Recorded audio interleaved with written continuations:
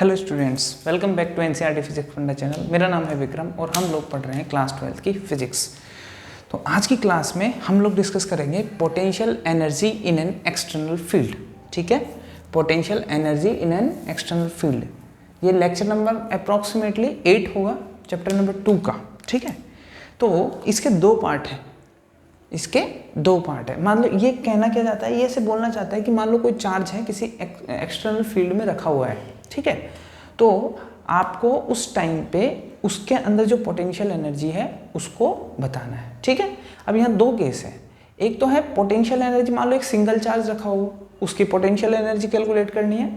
और यह हो सकता है कि एक्सटर्नल फील्ड में दो चार्ज रखे हुए हैं, then we have to calculate जो उससे जो सिस्टम बनेगा दोनों चार्जेस से, उस सिस्टम की पोटेंशियल एनर्जी कैलकुलेट करनी पड़ेगी। ठीक है, तो इसमें जो पहला है उसको देखते हैं। फर्स्ट ऑफ ऑल इसमें जो पहला केस है वो क्या है, पोटेंशियल एनर्जी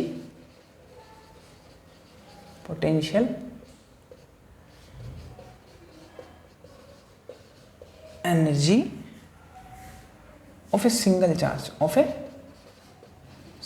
चार्ज, एक सिंगल चार्ज की पोटेंशियल एनर्जी। ठीक है,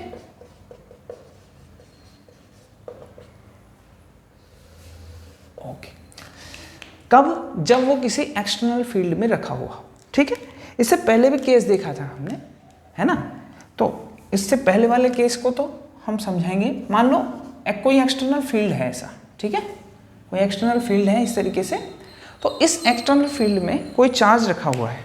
ठीक है, हमारे पास ये कंडीशन है कि मान लो कोई भी एक्सटर्नल फील्ड है जिसकी इंटेंसिटी क्या है, ई है, ऐसे मान लेते हैं। किसी पॉइंट पे समझ लो, किसी पॉइंट पे, अच्छा यूनिफॉर्म भी हो सकता है, नॉन यूनिफॉर्म भी हो सकता है ना। तो कोई भी electric field, external electric field है, उसकी इंटेंसिटी मान लो इस पॉइंट पे ई है और इसका पोटेंशियल इस पॉइंट पे क्या है, वी है। ठीक है, तो और ये चार्ज यहाँ रखा हुआ है। ठीक है, तो हमको इस चार्ज की क्या निकालना है, इसकी एनर्जी कितनी होगी इस टाइम पे। ओके, इसके अंदर जो पोटेंशियल एनर्जी स्टोर होगी वो कितनी होगी, वो बात कैलकुलेट करनी है हमको। तो अब से पहले भी हमने ऐसे केस देखे हैं। ठीक है, जिसमें हमारे पास दो चार्ज थे, यहाँ दो चार्ज थे, लेकिन ये एक्सटर्नल फील्ड प्रेजेंट नहीं था। ठीक है, यहाँ पे दो चार्ज थे लेकिन एक्सटर्नल फील्ड प्रेजेंट नहीं था। लेकिन यहाँ क्या है कि एक एक्सटर्नल फील्ड है, तो मुझे निकालना है यू। क्या निकालना है, यू, इसकी पोटेंशियल एनर्जी इस केस में। तो मैं क्या करूँगा, मेरे को मालूम है कि पोटेंशियल एनर्जी क्या होती है, कि मैं इस चार्ज को अगर इनफाइनाइट से लाऊंगा इस पॉइंट तक, ठीक है, तो इसको इस एक्सटर्नल फील्ड के अगेंस्ट एक वर्क करना पड़ेगा, इस एक्सटर्नल फील्ड के अगेंस्ट एक वर्क करना पड़ेगा, जो कि इसमें पोटेंशियल एनर्जी की फॉर्म में स्टोर हो जाएगा। तो इसका मतलब क्या है कि मुझे पोटेंशियल एनर्जी की जगह क्या निकालना पड़ेगा, वर्क डन निकालना पड़ेगा इसको इनफाइनाइट से यहाँ तक लाने में।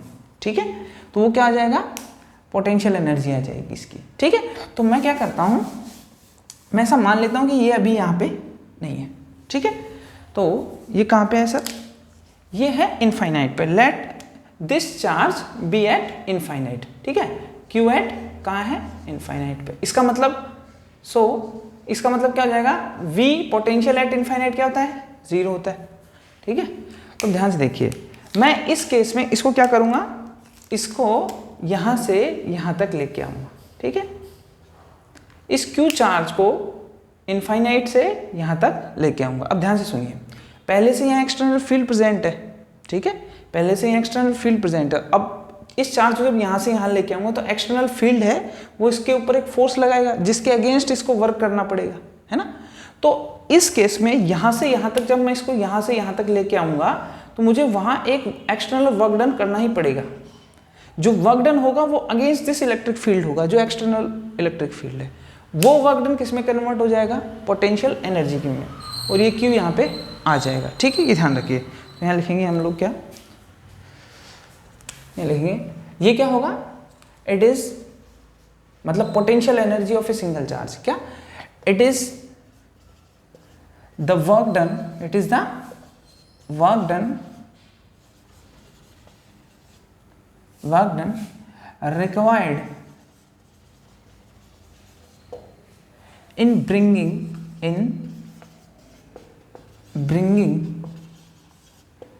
ए charge q from infinity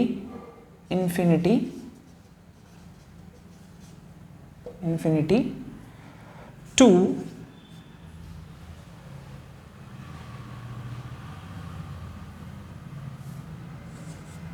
the point in electric field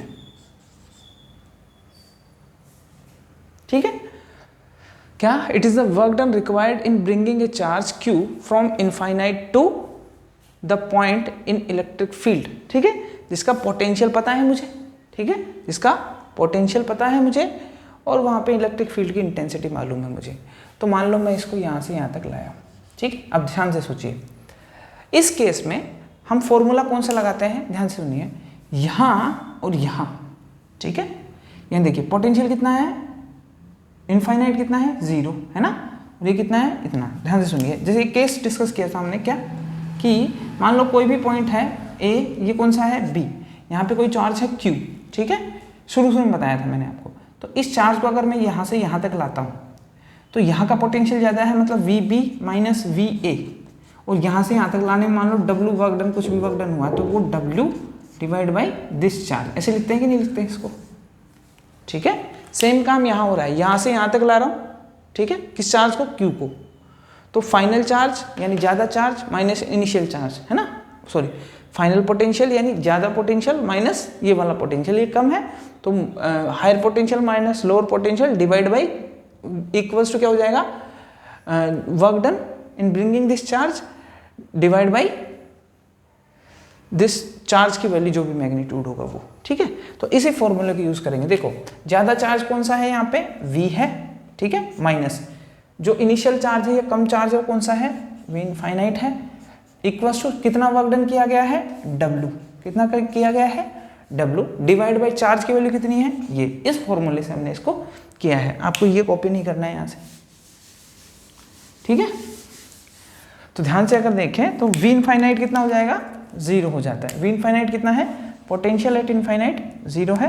अब अगर मैं ध्यान से देखूं तो W इक्वल्स टू क्या लिख सकता हूं मैं, देखो ये तो 0 हो गया तो Q इंटू V कर सकते हैं, Q इंटू V, यहाँ तक समझिए आप इस बात को, ठीक है, Q इंटू V।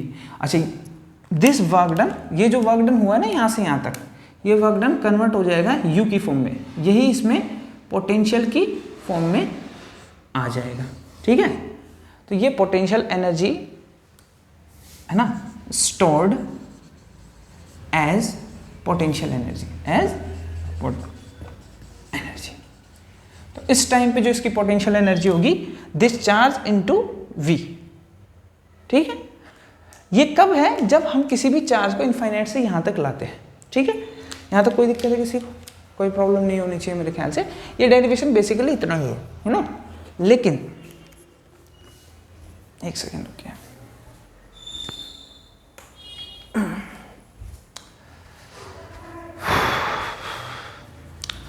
अच्छा इसमें थोड़ी सी और लिख लेते हैं कुछ, थोड़ा बहुत, वेयर, इसमें लिख लो कुछ भी थोड़ा बहुत है जो, वेयर V क्या है, V potential due to external sources, external sources है ना, इसके नीचे लिखना है आपको, you have to write this, कि ये जो पोटेंशियल है ये क्या है, एक्सटर्नल सोर्सेस की वजह से है, ठीक है। अच्छा इलेक्ट्रिक फील्ड, ये है electric field due to external sources, ये भी एक्सटर्नल सोर्सेस की वजह से है, ओके। नॉट ड्यू टू, ये भी ध्यान रखना, नॉट ड्यू टू Q, मतलब ये ध्यान रखना ये जो Q लाया ना, इसका इलेक्ट्रिक फील्ड कुछ भी नहीं है, यहाँ पे इसका इलेक्ट्रिक फील्ड कुछ भी नहीं माना है, ठीक है।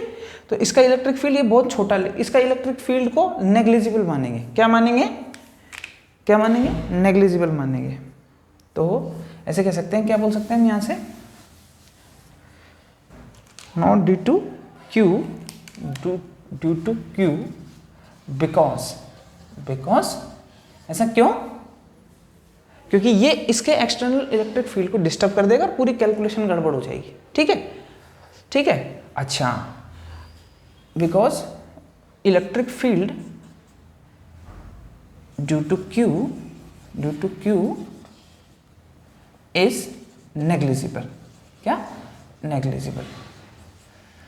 अब क्वेश्चन पूछता है कि हाउ, ऐसा कैसे हो सकता है कि इसका नेग्लिजिबल इलेक्ट्रिक फील्ड कैसे हो सकता है? कुछ तो होगा। तो इसका एक क्वेश्चन लिख सकते हैं ऐसे, how electric field and potential due to q is negligible. इसको कैसे कर सकते हैं? इसके दो तरीके हैं कि इसके इलेक्ट्रिक फील्ड और पोटेंशियल को नेग्लिजिबल करने के दो ही तरीके हैं। फर्स्ट ये है कि हम इस चार्ज को टेंड्स टू जीरो कर दें, मतलब बहुत छोटा, ठीक है ना, बहुत नेग्लिजिबल मान लें, स्मॉलेस्ट, बहुत नेग्लिजिबल मान लें इस चार्ज को। जो अभी चार्ज बिल्कुल छोटा है तो इसकी वजह से इलेक्ट्रिक फील्ड भी छोटा आएगा और ये क्या बोलते हैं इसको, इलेक्ट्रिक फील्ड भी छोटा आएगा और पोटेंशियल भी इसकी वजह से कम होगा। ठीक है। अच्छा, एक काम और है, क्या? If Q is considerable, Q is finite, ऐसे लिख लो। अगर क्यू फाइनाइट मान लो क्यू फाइनाइट भी है ना, क्यू कुछ थोड़ा बहुत हैवी चीज को कंसिडर कर सकते हैं, then we have to take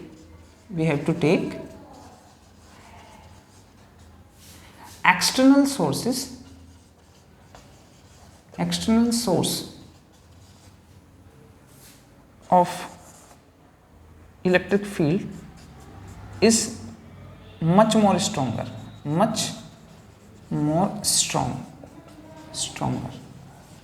ठीक है। इसका मतलब क्या है कि अगर मान लो कि थोड़ा बहुत फाइनाइट है भी है, तो ये एक्सटर्नल फील्ड होगा ना, ये एक्सटर्नल फील्ड जिस चार्ज से आया है, जिस चार्ज से, अरे कभी भी इलेक्ट्रिक फील्ड आता है चार्ज की वजह से तो आता है, तो ये इलेक्ट्रिक फील्ड जिस चार्ज की वजह से आया है, जिस एक्सटर्नल सोर्स ऑफ चार्ज की वजह से आया है, तो उसको बहुत ज़्यादा स्ट्रॉन्ग होना जरूरी है।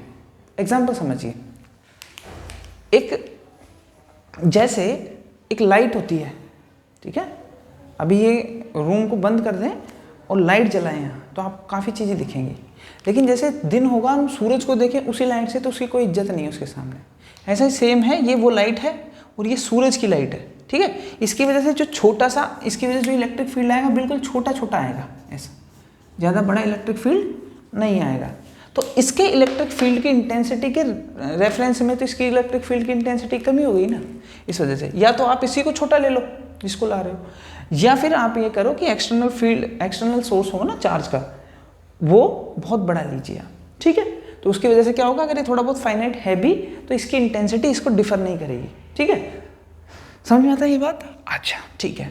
मतलब यही है कि अगर समुद्र का पानी है, उसमें थोड़ा कुछ मिला भी तो क्या ही फर्क पड़ जाएगा, इस तरीके से है। थोड़ा गंदा पानी मिल गया तो क्या हो जाएगा, उस पर कोई फर्क नहीं पड़ता है। इसलिए क्या इसमें भी इतने बड़ी इलेक्ट्रिक फील्ड में छोटा सा इलेक्ट्रिक फील्ड क्या ही कर लेगा।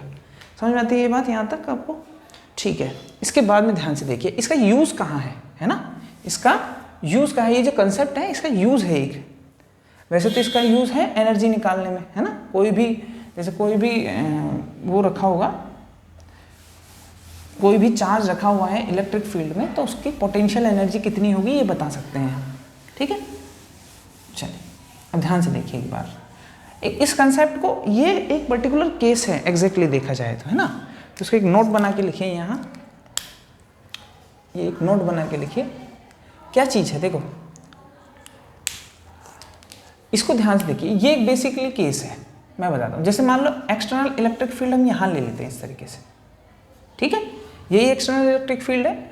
मान लो मैं यहाँ से ला रहा हूँ, ठीक है, यहाँ से ले रहा हूँ, इनफाइनाइट से नहीं है। मान लो ये भी इसी इलेक्ट्रिक फील्ड में रखा हुआ है, ठीक है। तो मान लो यहाँ का पोटेंशियल क्या है, VA है, जहाँ पे चार्ज रखा हुआ है। ध्यान से सुनिए इस बात को। और मान लो कि मैं यहाँ ला रहा हूँ, इसको VB समझ लेते हैं, ठीक है। तो जब इसको यहाँ से यहाँ लाऊंगा, तो मुझे मान लो कोई पूछे कि यहाँ की पोटेंशियल एनर्जी बताओ, ठीक है। जैसे मान लो ये कंडीशन है कि VB पे पोटेंशियल एनर्जी बताओ, ठीक है। तो मान लो इस चार्ज को मैं पहले यही होगा, इस चार्ज को मैं यहाँ से यहाँ लेके आऊँगा, ठीक है। तो यहाँ से यहाँ लाऊंगा जब इस चार्ज को, तो मैं देखूंगा कि इसमें जो वर्क डन होगा वो कैसे निकालेंगे, वी बी बड़ा पोटेंशियल माइनस छोटा पोटेंशियल इज इक्वल टू जितना वर्क डन किया गया है वो, तो W divide by this charge, यही तो होगा ना, फॉर्मूला वो बताया था अभी आपको मैंने। तो ये होगा, यहाँ तक समझ में आता है। अच्छा, अगर मैं V B minus V A को डेल वी बोल दूँ, डेल का मतलब चेंज इन पोटेंशियल, मतलब मान लो यहाँ से यहाँ तक का जो पोटेंशियल में चेंज हुआ वो डेल वी है, ठीक है, चेंज इन पोटेंशियल। तो डब्ल्यू इक्वल्स टू क्यू। अब इसको इधर कर दो, डब्ल्यू कितना हो गया, क्यू इंटू डेल वी, ठीक है। तो ध्यान से अगर देखें तो यही तो पोटेंशियल एनर्जी है, क्यू इंटू डेल वी। तो एक्चुअली पोटेंशियल एनर्जी की डेफिनेशन क्या है कि अगर मैं किसी चार्ज को एक पॉइंट से दूसरे पॉइंट तक लाता हूं, तो उसमें मान लो ये किसी चार्ज को एक पॉइंट से दूसरे पॉइंट तक लाऊंगा, तो इस चार्ज को उसके पोटेंशियल डिफरेंस से मल्टीप्लाई करूंगा ना, तब जाके क्या होगा, पोटेंशियल एनर्जी आएगी। मतलब मैं से कह रहा हूं कि यहां से यहां तक लाने में जो वर्क डन हुआ ना इसके ऊपर, वो दिस चार्ज, ये चार्ज की वैल्यू इनटू इन दोनों के बीच का डिफरेंस होगा। अब यहां ये इसी का केस है एक, यहाँ पे क्या है, वी ए की जगह वी इनफाइनाइट हो गया, क्या हो गया, वी इनफाइनाइट हो गया, वी इनफाइनाइट की वैल्यू 0 है, इसलिए यहाँ वी ए है ना वो 0 हो रहा है, वी ए 0 हो रहा है, तो वी बी की जगह वी लिख दिया हमने। तो यहाँ से अगर मैं ध्यान से देखूँ तो ये केस इसी का एक पर्टिकुलर केस है। तो वहाँ पे जो आप समझिए इस बात को, मैं क्या कह रहा हूँ, वहाँ पे जो फॉर्मूले में Q इंटू वी लिखा हुआ है ना, उसकी जगह आप लोग ऐसे समझें कि वो चेंज इन पोटेंशियल ही है, ठीक है ना, समझ में आता है ये बात। तो ये यहाँ के और यहाँ के पोटेंशियल एनर्जी का पोटेंशियल का डिफरेंस देखो, v माइनस 0 करेंगे तो v तो आएगा ना, तो पोटेंशियल डिफरेंस ही है ये, ठीक है। तो इसी को लेके एक, इसको लिखना नहीं है आप, तो ध्यान से सुनिए। अब एक केस लेते हैं, क्या, मैं इसे मान के चलता हूं कि मान लो कोई इलेक्ट्रॉन है, क्या है, ठीक है, ऐसा समझ लेते हैं, एग्जाम्पल समझते हैं। मान लो कोई इलेक्ट्रॉन है वो यहां रखा हुआ है, एक इलेक्ट्रॉन पे चार्ज कितना 1.6 इंटू 10⁻⁻⁹ कूलम, माइनस का, ठीक है, माइनस का, ओके। मान लो ए पॉइंट पे रखा है, तो इसका पोटेंशियल कितना आ जाएगा, वी ए, ओके। और मान लिया कि ये एग्जाम्पल कुछ भी समझ लो, ऐसे समझ लेते हैं 10 कूलम है, क्या है, सॉरी 10 वोल्ट है, कितना है, 10 वोल्ट है। अब मान लो मुझे इसको वी बी तक लाना है, जिस पॉइंट, इस पॉइंट का पोटेंशियल कितना है इस पॉइंट पे, वो है मान लो 11 वोल्ट, कितना है, 11 वोल्ट, ठीक है। तो मैं जब भी इसको यहां से यहां तक लेके आऊंगा, क्या लाऊंगा, यहां से यहां तक लेके आऊंगा, तो 10 वोल्ट और यहाँ 11 वोल्ट है, तो मुझे यहां से यहां तक लाने के लिए क्या करना पड़ेगा, कुछ वर्क डन करना पड़ेगा, है ना, क्या करना पड़ेगा, वर्क डन। तो इसी फॉर्मूले को लगाते हैं, जैसे क्या, V B minus V A कितना हो जाएगा, V B minus V A work done, यानी डब्ल्यू डिवाइड बाई क्यू, है ना, ये ठीक है। तो वी बी की वैल्यू कितनी है, 11 minus 10 volt is equal to W को, डब्ल्यू लिख दो अभी के लिए, चार्ज कितना है, माइनस 1.6 इंटू 10⁻⁹ कूलम। इसको लिखना चाहो तो लिख दो, कोई प्रॉब्लम नहीं तो, है ना, चार्ज की वैल्यू मैग्नीट्यूड ही लिखना है अपने को। तो डब्ल्यू इक्वल टू कितना हो जाएगा, देखो ये 1 वोल्ट हो गया, 1 ही तो है ना, तो W equals to 1.6 into 10⁻⁻⁹ coulomb. तो यहाँ पे ये जो W है वो कितना हो जाएगा, 1.6 इंटू 10⁻⁻⁹ कूलम इज इक्वल। तो यहाँ से अगर मैं ध्यान से देखूँ तो पोटेंशियल एनर्जी कितनी आई है, एक इलेक्ट्रॉन के चार्ज के बराबर आई है ना। अच्छा V भी आएगा ना, C इंटू वी, है ना, इस तरीके से लिखेंगे, क्योंकि 1 भी तो मल्टीप्लाई हो रहा है ना इससे, इसलिए ये तो कूलम है, C इंटू वी, ओके। तो यहाँ से देखें तो चार्ज कितना हुआ, ये पोटेंशियल एनर्जी इसकी कितनी आई है, 1.6 10⁻⁻⁹ कूलम इंटू 1 वोल्ट, तो V लिख दिया मैंने 1 को, ठीक है। अब अगर मैं इसको देखूँ यहाँ से, तो इसको क्या लिख सकता हूँ, चार्ज ऑन 1 इलेक्ट्रॉन, क्या, चार्ज ऑन 1 इलेक्ट्रॉन, तो 1 इलेक्ट्रॉन लिख सकता हूँ इसको मैं, सही है, क्या लिख सकता हूँ इसको, 1 इलेक्ट्रॉन, और ये वोल्ट पीछे है ही, तो ये जो पोटेंशियल एनर्जी है वो 1 इलेक्ट्रॉन वोल्ट बोली जाती है, क्या बोली जाती है, 1 इलेक्ट्रॉन वोल्ट बोली जाती है, ठीक है। क्या इसका मतलब समझिए क्या है, कि मैं ऐसे कहता हूं कि अच्छा इसके बीच में पोटेंशियल डिफरेंस क्या होना चाहिए, इस डेफिनेशन के लिए 1 होना चाहिए, 1 वोल्ट का, ठीक है। तो ध्यान से सुनिए, 1 इलेक्ट्रॉन वोल्ट की डेफिनेशन बतानी है क्या, कि अगर किसी भी इलेक्ट्रॉन को किसी इलेक्ट्रिक फील्ड में 2 पॉइंट्स के बीच में, ठीक है, 2 पॉइंट के बीच में एक जगह से दूसरी जगह ले जाया जाए, उसको बोलते हैं एक्सेलरेट किया जाए। क्या किया जाए? एक्सेलरेट किया जाए। एक्सेलरेट का किया जाए, है ना। एक्सेलरेट का मतलब है कांस्टेंट स्पीड से नहीं चलेगा इलेक्ट्रॉन, थोड़ा चेंज होकर स्पीड चलेगा, ठीक है। ऐसा होगा क्योंकि इलेक्ट्रिक फील्ड में चल रहा है तो फोर्स अलग अलग पॉइंट पे अलग होगा, इसलिए, ठीक है। तो अगर किसी भी इलेक्ट्रॉन को, ठीक है, 1 वोल्ट पोटेंशियल डिफरेंस से एक्सेलरेट करें, ठीक है ना, तो उसमें जो पोटेंशियल एनर्जी आएगी ना, उसको क्या बोलेंगे अपन एक तरीके से 1 इलेक्ट्रॉन वोल्ट बोलते हैं, है ना, ठीक है। इस तरीके से मैंने खाली आपको समझाने के लिए बताया है, तो आपको इसको उतारने की जरूरत नहीं है, मैं जो स्टेटमेंट लिख रहा हूं उसको कॉपी कीजिए, ओके। 1 इलेक्ट्रॉन वोल्ट की डेफिनेशन आपको आनी चाहिए, बस इतनी बात है।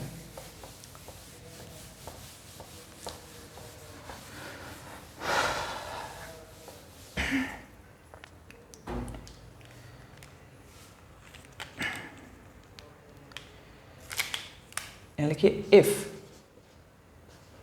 An electron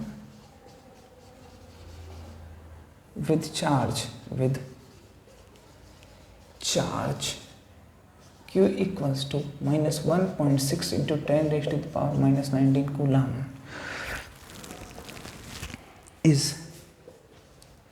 accelerated by potential difference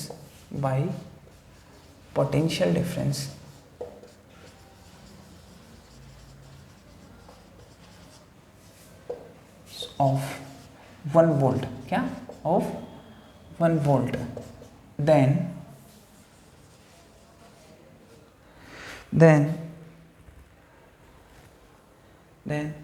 it